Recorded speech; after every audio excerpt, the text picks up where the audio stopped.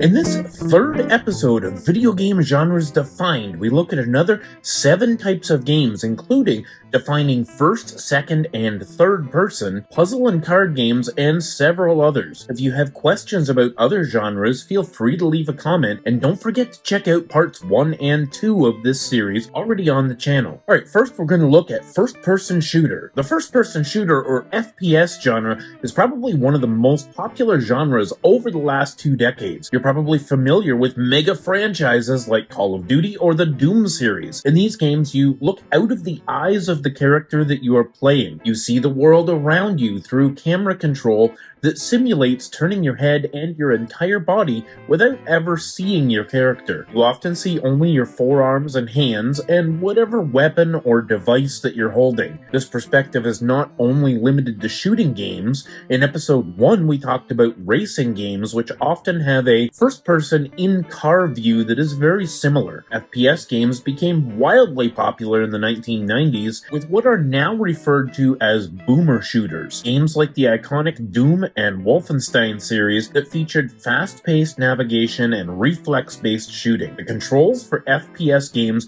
that are so familiar now were really not refined for consoles until the PS3 generation, although many of the biggest franchises started on the PS2 or earlier. These games can be hard to go back to, like the famous GoldenEye 007 on the N64, which many point to as the first game that made them love the genre. The antiquated controls make the game very difficult for most modern players to navigate. Call of Duty, which is the biggest FPS franchise to date, started on PC but quickly found a home on the 6th generation of consoles in the early 2000s. Today there are many types of games that use this perspective, from the Destiny series of sci-fi shooters to Ghostwire Tokyo, where you'll be casting magic out of your bare hands to defeat spectral beings in a post-apocalyptic Shibuya district of Japan. Some games even switch between first-person view and our next category, third-person. The game Full Spectrum Warrior allows you to jump into various roles where, as the commander, you'll have a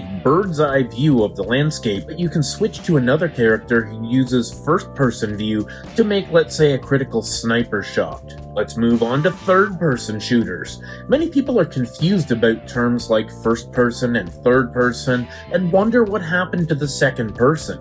Second person doesn't really exist in the context of video games. It would technically be an observer, similar to a buddy on the couch who died and is in spectator mode. In third person, you, or the camera, is positioned slightly behind and over the shoulder of your character, so you can see some or all of it, he, him, whatever. This perspective allows you to see some of the immediate surroundings near you, allowing for several different mechanics like stealth and cover-based shooting. Aiming and shooting are usually less precise in this view because you tend to be farther away from the action, but mechanics like shooting from cover are now possible because you can see your character in relation to the environment around you. Stealth games rely on hiding in the environment and sneaking up on your enemies, which requires a broader view of the area around you. Games such as the Metal Gear Solid series are great examples of stealth, while Gears of War and the Uncharted series highlight some of the best cover-based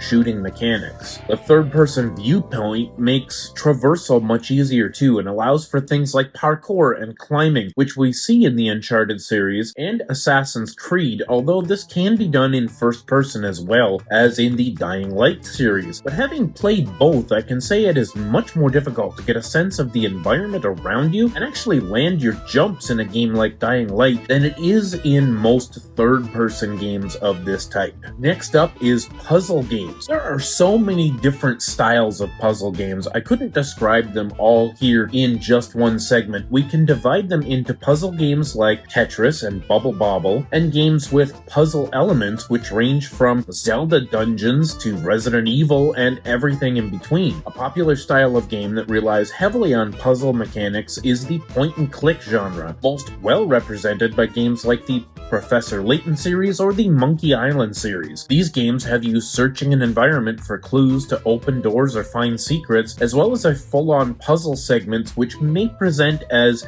mini-games to break up the action. Of course, most of us think of Tetris as the ultimate puzzle game, putting various sized blocks together as you race against time to clear as many lines as possible and get the high score. Some puzzle games rely on speed and reflexes, such as the Mr. Driller series, while others focus on spatial awareness and 3D movement, such as in the Portal series.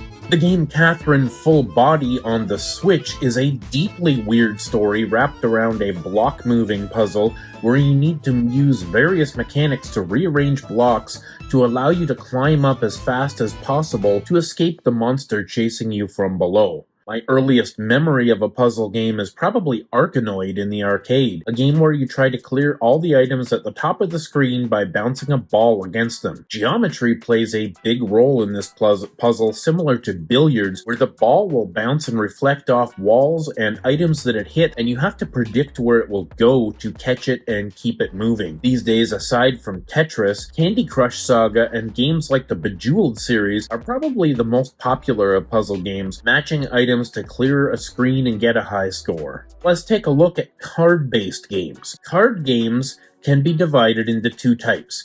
Actual card games like poker or solitaire in virtual form on your screen, or other games like RPGs with card-based mechanics. There are hundreds of different video card games, from collections like Clubhouse Games on the Switch, which is a collection of card and board games, to casino collections on virtually every major retro console. Card games are some of the oldest forms of video games. I remember playing Solitaire on my Windows 3.1 computer in 1992. Of course, there are other types of card games like Pokemon and Magic the Gathering, both of which have games on various systems, such as the Pokemon trading card game on Game Boy Color. Games with card mechanics are a very different beast. The card systems can be presented as a mini-game inside another game, such as the popular Queen's Blood in Final Fantasy VII Rebirth, or as an integrated system controlling battle mechanics in an RPG setting, such as the recently remastered Baten Kaitos 1 and 2, where you use cards with certain abilities in certain combinations as attacks and defense in a battle scenario. This type of game is most popular on mobile devices, as using cards can be easier to control on a touchscreen than physically performing attacks. That doesn't mean it's bad though. Many recent games with card-based mechanics have become very popular, like the recent Marvel Midnight Suns. Let's move into something a little bit deeper here, and that is RTS games. RTS, or real-time strategy games, have been around for a long time, having started life on PCs in the very late 80s,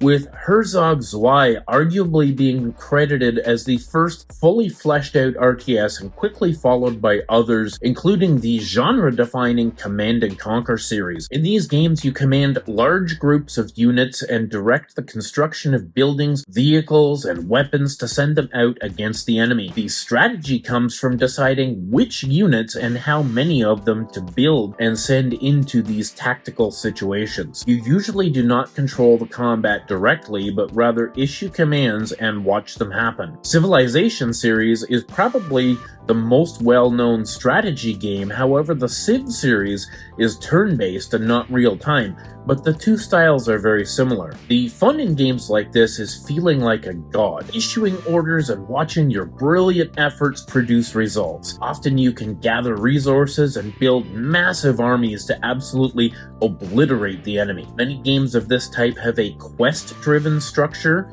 but some have a free build or skirmish mode where you can build any way you want. Sometimes RTS games are played on a grid with units only allowed to move a certain number of spaces at a time, but that is usually reserved for turn-based systems. Most often RTS games have open maps and allow units to move freely. PC is generally the home to RTS games, as most of them rely on mouse and keyboard controls, but many of the most popular ones have made their way to consoles, although they are generally considered inferior versions versions of the games due to the limitations of standard controllers. Some interesting RTS games that were actually designed for consoles include VanillaWare's Grimgrimoire, a game where you direct various units to farm resources and defend a castle, and Pikmin is a very popular Nintendo franchise where you control various groups of small Pikmin who do tasks for you to help you survive and rebuild your spaceship. There's been a lot of discourse online about what a cozy game actually is, and that is our next genre. The term cozy game is fairly new, springing out of the indie scene mostly in the Switch generation, but spreading to encompass many different styles of games. One school of thought says that any game that gives you that snuggled under a blanket with a cup of tea on a rainy day feeling, that's a cozy game. And yes, that can be true, but the industry has worked to make a cozy game into a particular thing. Most cozy gamers would tell you that a cozy game first and foremost has no combat, extremely simple press one button combat, and focuses on things like farming, crafting, decorating, etc. Major examples that shaped the genre are Animal Crossing and Stardew Valley, although similar games have existed for a very long time before these became popular. Cozy is not so much a genre. Many types of games can fall under this banner. It is a feeling of comfort and relaxation given by the game. The stakes are very low and you can play almost on autopilot. Disney Dreamlight Valley gives players a cool story in a familiar setting, while games like Islanders allow you to build your island to your heart's content. It could be argued that simulation games like 2 Point Hospital and Jurassic World Evolution are cozy, as could the entire genre of visual novels. I don't think we will ever have a definitive answer on exactly what makes a game cozy, but if it is fast-paced and stressful, full of violence and gore, or particularly difficult, it's probably not cozy.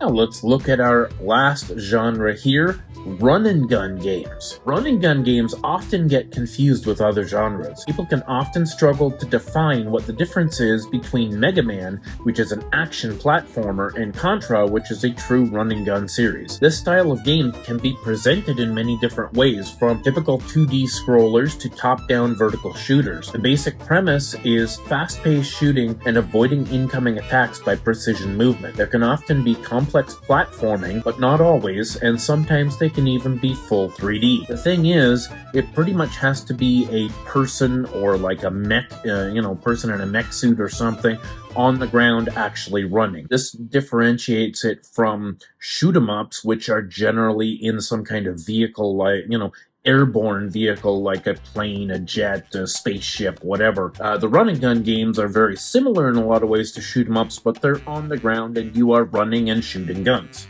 Many people would confuse a Metroidvania like Metroid Dread with a run and gun, and sometimes to complicate things further, developers take inspiration from multiple games and genres when creating a new game. If you're as old as I am, the most popular run and gun games back in the day were the Metal Slug series by SNK and the Contra series by Konami. These games are known for speed and difficulty. It takes practice to master these games, often having to die dozens of times to learn the patterns of the enemies and the secrets the game has to offer. One recent indie run and gun I have put a ton of time into is Huntdown, a cyberpunk side-scroller with epic boss fights designed to frustrate even the most skilled players. Often younger gamers will struggle with the difficulty of these types of games because the challenge is completely different than their expectations of a hard modern game. Run and guns rely on muscle memory, fast reflexes, and pattern recognition. Thanks so much for watching episode 3 of Video Game Genres Defined. Leave a comment down below and don't forget to like and subscribe.